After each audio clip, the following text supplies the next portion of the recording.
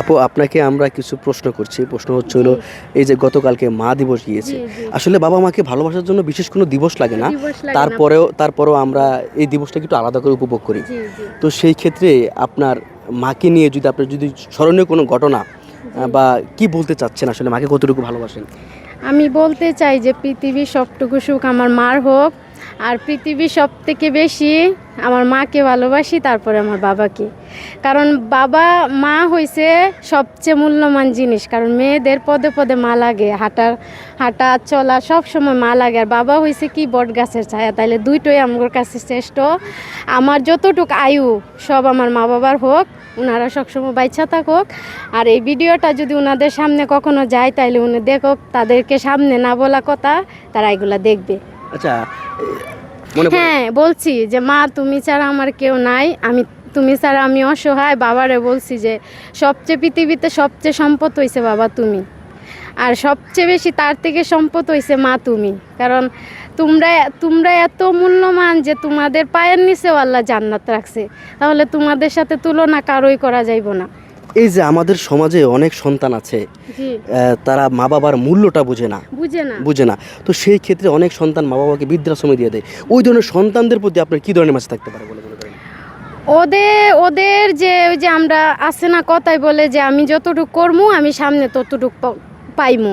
কারণ ওই যে ওরা ওদের মাকে যখন দিয়ে দিতেছে ওদের ঘরেই যখন ওইব, ওরাও ঠিকই একই কাজ করব, তখন বুঝবো যে আমিও তো আমার মা বাবার সাথে এরকম করছি।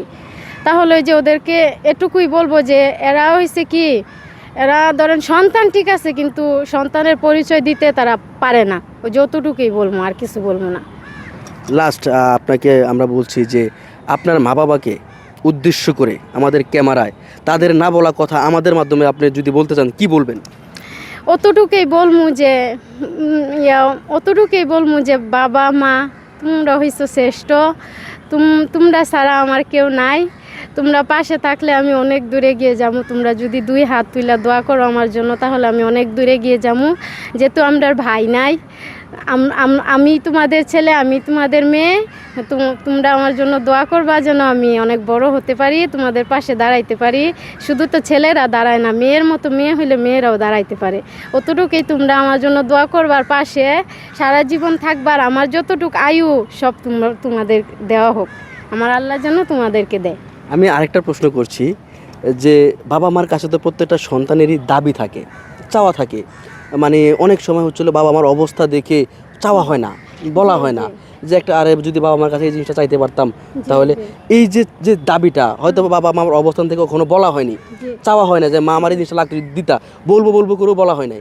এই ধরনের যদি কোনো জীবনে আপনার পুরো জীবনে না বলা একটা কথা থাকে, দাবি থাকে, যদি কি দাবি থাকে যদি বলতেন? এরকম আমার দাবি কোনো আছে কিনা? দাবি নাই ওনার প্রতি। ওনারা যে যে আমাকে ছোট থেকে বড় করছে, যে এতটুক আমি অতটুকুই, ওই দাবি তো দিতে পারবো না, তাহলে আর কি চাইমু। ওনারা তো ধরেন ওনারা আমরা যে মেয়ে, আমাদেরকে যখন পরের বাড়ি দিবে, তখন ওনারা তো সবচেয়ে বড় সম্পত্তি তো দিয়া দেয়। তাহলে ওনাদের কাছে কি চাওয়ার আছে?